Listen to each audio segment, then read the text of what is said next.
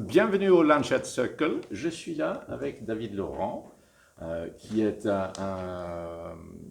dans le domaine du développement durable. Donc vous êtes dans une association qui s'appelle Entreprise pour l'environnement. Tout à fait.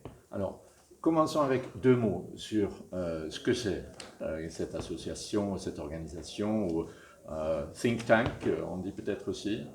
Alors, on pourrait dire beaucoup de choses de façon très pratique. En fait, c'est une association dont les membres sont des entreprises, des grandes entreprises. C'est des profils des plus grandes entreprises françaises. On va avoir tous les grands acteurs, par exemple, de l'énergie, de la finance, les grandes banques qu'on connaît tous, les Total, les énergies, les EDF, les Engie, mais également voilà, beaucoup plus large dans le luxe, les transports, etc. Donc, on va dire c'est le 4 40 est un peu plus large. Ce type de choses. Et sur le fond, en fait, on va faire travailler ces entreprises-là pour identifier à la fois les nouveaux sujets dans le domaine de l'environnement et les meilleures pratiques, et ensuite les faire échanger entre eux, vraiment sous un format très simple de groupe de discussion.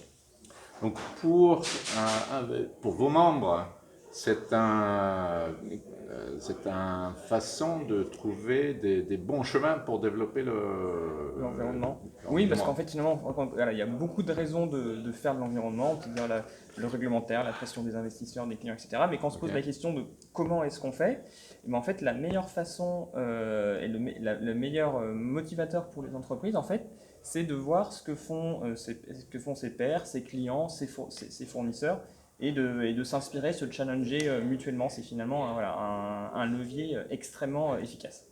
Donc aujourd'hui, quels sont les aspects les plus importants pour une entreprise pour travailler d'une façon qui est bonne pour l'environnement? Au-delà de bon pour l'environnement, maintenant, c'est la question qui se pose là, depuis plusieurs années, c'est comment est-ce que l'entreprise va être compatible avec un monde qui évolue beaucoup et dont aujourd'hui les grands drivers en fait sont environnementaux quand on pense climat, biodiversité ou eau avec les sujets d'adaptation et de sécheresse qu'on a eu cet été. Donc voilà, et c'est ça qui est intéressant de voir, c'est qu'il y a une articulation et une interrelation de plus en plus forte entre ces sujets qui jusqu'au peut-être début des années 2000 pour beaucoup d'entreprises restaient un petit peu à l'écart du business. Et, voilà, et on se rend compte maintenant des implications très concrètes, autant sur des impacts physiques, mais également sur des choses un peu plus managériales, que ce soit type l'implication, l'engagement des collaborateurs, mais également les relations avec les parties prenantes, les demandes des investisseurs. Voilà, donc on se rend compte vraiment que c'est aujourd'hui présent en fait dans toutes les sphères de l'entreprise, et l'enjeu il est plutôt finalement voilà, comment est-ce qu'on arrive à identifier tous ces sujets-là et à y répondre d'une manière structurée, crédible et cohérente. Donc aujourd'hui, on parle beaucoup surtout quand on parle de ce genre de choses, de climat, on parle beaucoup d'émissions CO2. Est-ce qu'il y a d'autres choses? Parce qu'on parle tant de émissions CO2, quels sont les autres aspects importants? Alors tout à fait, vous avez raison. En fait, le sujet CO2, on peut dire, c'est presque le cheval de Troie. C'est le sujet qui est aujourd'hui en fait, le plus visible parce qu'il est mature scientifiquement, mais également politiquement et même d'un point de vue managérial, il est assez facile à intégrer parce que finalement, gérer des tonnes de CO2, c'est un peu comme gérer des euros. Donc les entreprises savent le faire. On a beaucoup d'autres sujets qui apparaissent et en fait, ce qui est intéressant, c'est qu'ils ont une cause commune partagée avec le changement climatique, que ce soit l'effondrement de la biodiversité, les sujets d'eau, les sujets de pollution avec les nouvelles substances. Et quand on creuse, effectivement, on se rend compte que la cause commune, c'est aujourd'hui un modèle de développement qui a été basé en fait sur l'exploitation de volume physique. Et que voilà, cette exploitation de volume à tous les étapes du cycle de vie, en fait, va avoir des impacts sur notre environnement via différents aspects. Donc voilà, il y a la facette la plus émergée, la plus visible qui est le climat, mais qui est malheureusement pas la seule. Heureusement, par contre, le fait qu'il y ait une origine commune, ça veut dire qu'il y a également des solutions systémiques qu'on peut mettre en place. Aujourd'hui, vous travaillez surtout avec les grandes entreprises. Donc, ce n'est pas tout le monde qui est une grande entreprise, ce n'est pas tout le monde, toutes les sociétés qui peuvent avoir un CDO, Chief Durability Officer. Pour une petite société, qu'est-ce que vous pensez seraient les premiers pas à faire dans une démarche comme le vôtre? Alors c'est une vraie question et un vrai challenge parce que voilà, en fait c'est un sujet qui est un peu protéiforme et qui peut être complexe à appréhender et ça prend du temps. Et je pense qu'il ne faut pas sous-estimer ces aspects-là, que voilà, ça prend du temps de comprendre ça. Là, on peut être très pragmatique et commencer par un diagnostic. Et le diagnostic, aujourd'hui, on peut prendre le sujet du CO2 et les outils de bilan carbone sont un très bon point de départ pour aborder le sujet. Ensuite, de façon pratique, un outil qui va être très intéressant, notamment pour les dirigeants, en fait, c'est d'en discuter avec ses pairs.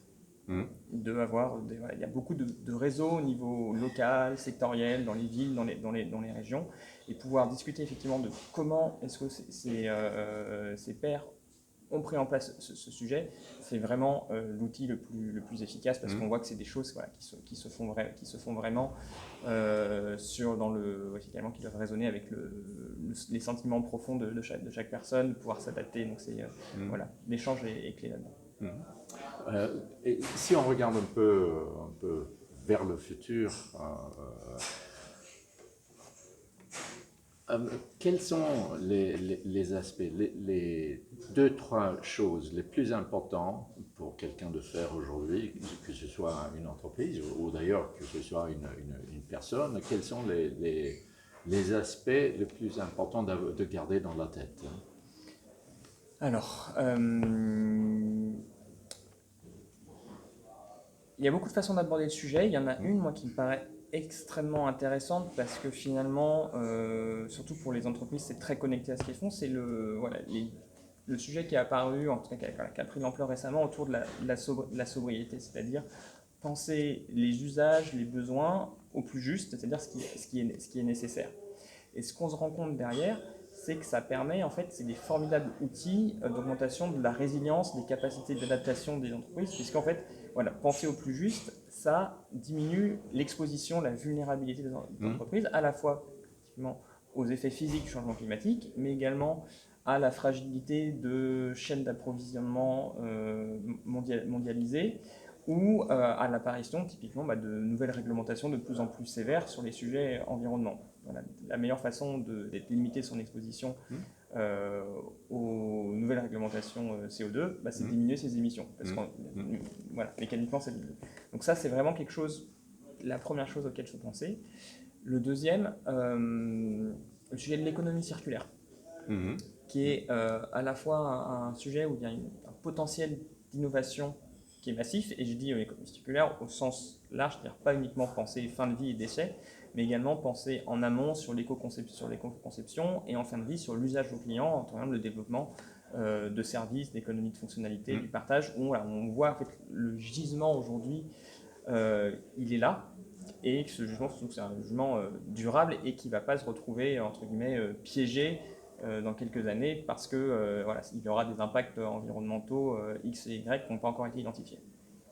Voilà, deux axes de travail et de réflexion intéressants. David, merci beaucoup. David Laurent, entreprise pour l'environnement. On aura l'occasion d'en parler encore plus autour du déjeuner qu'on va avoir tout à l'heure. Merci beaucoup. Merci beaucoup de l'invitation.